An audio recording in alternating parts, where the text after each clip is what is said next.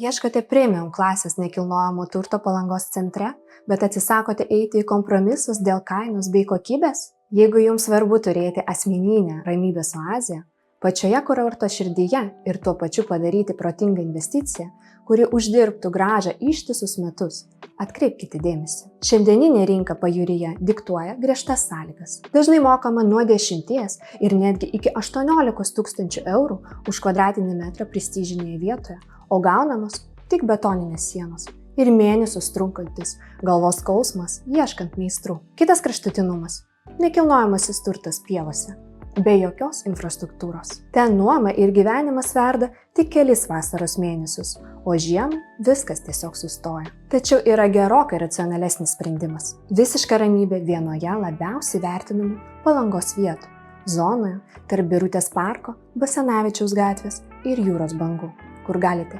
visiškai atsiriboti nuo miesto šurmulio. Pristatome tobulą projektą.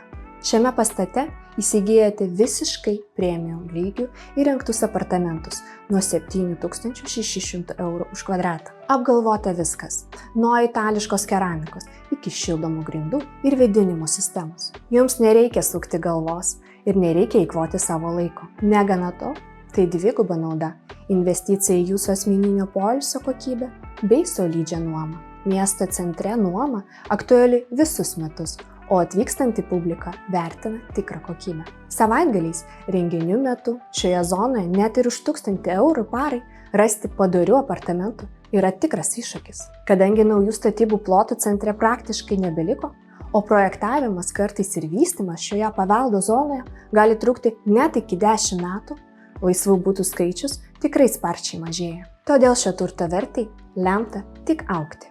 Spauskite nuorodą žemiau, registruokitės privačiai apžiūrai ir išsirinkite savo erdvę, kol dar yra laisvų apartamentų, siūlančių ir požeminį parkingą, kas centre yra tikrai ypatinga vertybė.